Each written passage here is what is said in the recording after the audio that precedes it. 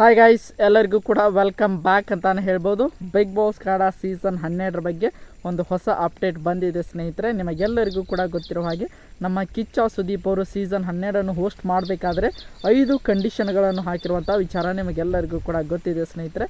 ಆ ಒಂದು 5 ಕಂಡೀಷನ್ಗಳ ಪೈಕಿ ಮೇನ್ ಇಂಪಾರ್ಟೆಂಟ್ ಆಗಿರುವಂಥ ಒಂದು ಕಂಡೀಷನ್ ಏನಪ್ಪ ಅಂದರೆ ಮನೆ ತುಂಬಾ ಕಲರ್ಫುಲ್ ಆಗಿರಬೇಕು ಅನ್ನುವಂಥ ಒಂದು ಕಂಡೀಷನ್. 5 ಕಂಡೀಷನ್ಗಳ ಪೈಕಿ ಇದು ಮೊದಲನೇ ಕಂಡೀಷನ್ ಆಗಿತ್ತು ಸ್ನೇಹಿತರೆ. ಈಗ ಬಿಗ್ ಬಾಸ್ ಕನ್ನಡ ಸೀಸನ್ 12 ಒಂದು ಹೌಸ್ನ ಬಗ್ಗೆ ಒಂದು ಇಂಪಾರ್ಟೆಂಟ್ ಆಗಿರುವಂಥ ಒಂದು ಅಪ್ಡೇಟ್ ಬರ್ತಾ ಇದೆ ಸ್ನೇಹಿತರೆ. ಏನದು ಅಪ್ಡೇಟ್, ಯಾವ ರೀತಿಯಾಗಿ ಈ ಸೀಸನ್ನ ಮನೆ ಇರಲಿದೆ ಅನ್ನುವಂಥ ಕಂಪ್ಲೀಟ್ ಇನ್ಫಾರ್ಮೇಷನ್ ಈ ಒಂದು ವಿಡಿಯೋದಲ್ಲಿ ಇದೆ ಅಂತಲೇ ಹೇಳ್ಬೋದು. ಅದಕ್ಕೋಸ್ಕರ ನೀವಿನ್ನು ನಮ್ಮ ಚಾನಲ್ಗೆ ಸಬ್ಸ್ಕ್ರೈಬ್ ಮಾಡ್ಕೊಂಡಿಲ್ಲ ಅಂದರೆ ಎಲ್ಲರೂ ಕೂಡ ಚಾನಲ್ಗೆ ದಯವಿಟ್ಟು ಸಬ್ಸ್ಕ್ರೈಬ್ ಮಾಡ್ಕೊಳ್ಳಿ.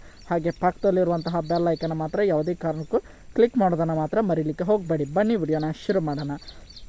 ನಿಮಗೆಲ್ಲರಿಗೂ ಕೂಡ ಗೊತ್ತಿರೋ ಹಾಗೆ 5 ಕಂಡೀಷನ್ಗಳ ಪೈಕಿ ಮನೆ ತುಂಬಾ ಕಲರ್ಫುಲ್ ಆಗಿರಬೇಕು ಅನ್ನುವಂಥ ಒಂದು ಮೇನ್ ಇಂಪಾರ್ಟೆಂಟ್ ಆಗಿರುವಂಥ ಒಂದು ಕಂಡೀಷನ್ಗಳನ್ನು ನಮ್ಮ ಕಿಚ್ಚ ಸುದೀಪ್ ಅವರು ಹಾಕಿದ್ರು ಅಂತಲೇ ಹೇಳ್ಬೋದು. ಅದರಲ್ಲಿ ಮನೆ ಒಂದು ಈ ಸೀಸನ್ ನಿಮಗೆ 10ನೇ ಸೀಸನ್ ಆಗಿರ್ಬೋದು, 11ನೇ ಸೀಸನ್ ಆಗಿರ್ಬೋದು, ಮನೆ ಕಲರ್ಫುಲ್ ಆಗಿತ್ತು ಸ್ನೇಹಿತರೆ. ಆದರೆ ಯಾವುದೇ ರೀತಿಯಾಗಿ ಕನ್ನಡದ ಮನೆ ಅಂದರೆ ಕನ್ನಡದ ಬಿಗ್ ಬಾಸ್ ಮನೆ ಅನ್ನುವ ರೀತಿಯಾಗಿ ಕಾಣ್ತಾ ಇರಲಿಲ್ಲ. ಯಾವುದೋ ಒಂದು ಹಿಂದಿ ರಿಯಾಲಿಟಿ ಶೋನಲ್ಲಿ ಹಿಂದಿ ಬಿಗ್ ಬಾಸ್ನ ಒಂದು ಮನೆ ನೋಡ್ತಾ ಇದ್ದೀವಿ ನಾವು ಅನ್ನೋ ರೀತಿಯಾಗಿ ಹೌಸ್ ಕಾಣ್ತಾ ಇತ್ತು, ಅಂದರೆ ಮನೆ ಕಾಣ್ತಾ ಇತ್ತು. ತುಂಬಾ ಕಲರ್ಫುಲ್ ಆಗಿತ್ತು. ಆದರೂ ಕೂಡ ನಮ್ಮ ಕನ್ನಡದ ಥೀಮ್ಗಳು, ನಮ್ಮ ಕನ್ನಡದ ಮನೆ ಅನ್ನುವ ರೀತಿಯಾಗಿ ಭಾವನೆ ಆ ಒಂದು 2 ಸೀಸನಲ್ಲಿ ಕೂಡ ಬಿಗ್ ಬಾಸ್ನ ಮನೆ ನಮಗೆ ಕಾಣಿಸ್ತಾ ಇರಲಿಲ್ಲ ಸ್ನೇಹಿತರೆ. ನಿಮಗೆ 1ನೇ ಸೀಸನ್ನಿಂದ ಹಿಡಿದು 9ನೇ ಸೀಸನ್ವರೆಗೂ ಕೂಡ ನೋಡಿರ್ಬೋದು. ನಿಮಗೆ ಅಲ್ಲಿ ಹಲವಾರು ಗಾದೆ ಮಾತುಗಳು ಇದ್ದವು, ಒಗಟುಗಳು ಇದ್ದವು, ಕನ್ನಡದ ವರ್ಣಮಾಲೆಗಳು ಕಾಣ್ತಾ ಇದ್ದವು.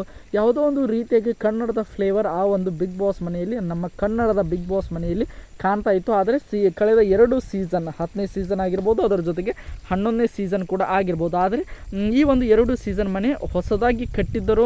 9ನೇ ಸೀಸನ್ವರೆಗೂ ಕೂಡ ಒಂದು ಮನೆ ಇತ್ತು. ಆದರೆ 10ನೇ ಸೀಸನ್ ಆಗಿರ್ಬೋದು, 11ನೇ ಸೀಸನ್ ಆಗಿರ್ಬೋದು, ದೊಡ್ಡ ಮನೆಯನ್ನು ಕನ್ಸ್ಟ್ರಕ್ಟ್ ಮಾಡಿ ಆ ಒಂದು ಎಲ್ಲ ರೀತಿಯಾಗಿ ಹೊಸದನ್ನು ಕೂಡ ತಂದರೂ ಕೂಡ, ಆದರೆ ಕನ್ನಡದ ಮನೆ, ನಮ್ಮ ಕನ್ನಡದ ಬಿಗ್ ಬಾಸ್ ಮನೆ ರೀತಿಯಾಗಿ ನಮಗೆ ಯಾವುದೇ ರೀತಿಯಾಗಿ ಕಾಣಲಿಲ್ಲ. ತುಂಬಾ ಕಲರ್ಫುಲ್ ಆಗಿತ್ತು. ಆದರೆ ನಮ್ಮ ಕಿಚ್ಚ ಸುದೀಪ್ ಅವರ ಕಂಡೀಷನ್ ಇದೇ ಆಗಿದೆ ಅಂತಲೇ ಹೇಳ್ಬೋದು. ಮನೆ ತುಂಬಾ ಕಲರ್ಫುಲ್ ಆಗಿರಬೇಕು. ಕಲರ್ಫುಲ್ ಆಗಿದೆ ಅಂದರೆ ಯಾವುದೇ ರೀತಿಯಾಗಿ ಪೇಂಟ್ ಬಡಿಯೋದು ಅದು ಕಲರ್ಫುಲ್ ಆಗೋದಿಲ್ಲ.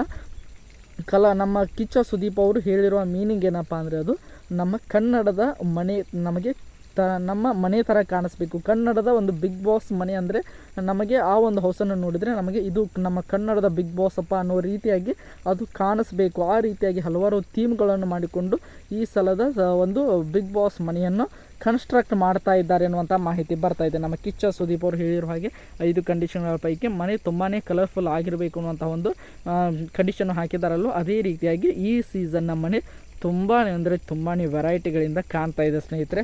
ನೋಡೋಣ ಯಾವ ರೀತಿಯಾಗಿ ಯಾವ ಥೀಮ್ ಇಟ್ಕೊಂಡು ಈ ಸಲದ ನಮ್ಮ ಬಿಗ್ ಬಾಸ್ ಕನ್ನಡ ಸೀಸನ್ 12 ಮನೆಯ ಒಂದು ಯಾವ ರೀತಿಯಾಗಿ ಸ್ಟ್ರಕ್ಚರನ್ನು ಚೇಂಜ್ ಮಾಡ್ತಾರೆ, ಯಾವ ರೀತಿಯಾಗಿ ಕಲರ್ ಆಗಿರ್ಬೋದು, ಯಾವುದೇ ರೀತಿಯಾಗಿ ಹೊಸ ಥೀಮ್ಗಳನ್ನಾಗಿರ್ಬೋದು, ಕಿಚನಲ್ಲಿ ಯಾವ ರೀತಿಯಾಗಿ ಥೀಮ್ಗಳನ್ನು ಮಾಡ್ತಾರೆ, ಅದರ ಜೊತೆಗೆ ಡೈನಿಂಗ್ ಏರಿಯಾದಲ್ಲಿ ಯಾವ ರೀತಿಯಾಗಿ ಮಾಡ್ತಾರೆ, ಬಾತ್ರೂಮ್ ಆಗಿರ್ಬೋದು, ಯಾವುದೇ ರೀತಿಯಾಗಿ ಬೆಡ್ರೂಮ್ ಆಗಿರ್ಬೋದು, ಎಲ್ಲದರಲ್ಲೂ ಕೂಡ ಈ ರೀತಿಯಾಗಿ ವಿಭಿನ್ನವಾದಂತಹ ಮನೆ ರೆಡಿ ಆಗ್ತಾ ಇದೆ ಅನ್ನುವಂಥ ಮಾಹಿತಿ ಬರ್ತಾ ಇದೆ. ಈಗ ಸದ್ಯಕ್ಕೆ ಬರ್ತಿರೋಂಥ ಮಾಹಿತಿ ಏನಪ್ಪ ಅಂದರೆ ಮನೆಯ ಕೆಲಸ ಪ್ರಾರಂಭವಾಗಿದೆ ಸ್ನೇಹಿತರೆ. ಮನೆಯ ಒಂದು ಡಿಸೈನ್ ವರ್ಕ್ ಆಗಿರ್ಬೋದು, ಕಲರ್ ಆಗಿರ್ಬೋದು, ಎಲ್ಲವೂ ಕೂಡ ಈಗ ರೆಡಿ ಮಾಡ್ತಾ ಇದ್ದಾರೆ. ಕೆಲಸವನ್ನು ಶುರು ಮಾಡಿದ್ದಾರೆ. ಸೀಸನ್ 12 ಒಂದು ಹೊಸ ಮನೆಗೆ ಎಲ್ಲ ರೀತಿಯಾಗಿ ಕೆಲಸಗಳು ಶುರು ಆಗಿವೆ ಅನ್ನುವಂಥ ಒಂದು ಹೊಸ ಅಪ್ಡೇಟ್ ಈಗ ಸದ್ಯಕ್ಕೆ ಬರ್ತಾ ಇದೆ ಸ್ನೇಹಿತರೆ. ಇದು ಬಿಗ್ ಬಾಸ್ ಕನ್ನಡ ಸೀಸನ್ 12 ಹೊಸ ಮನೆಗೆ ಸಂಬಂಧಪಟ್ಟಂಥ ಇಂಪಾರ್ಟೆಂಟ್ ಮಾಹಿತಿ ಅಂತಲೇ ಹೇಳ್ಬೋದು.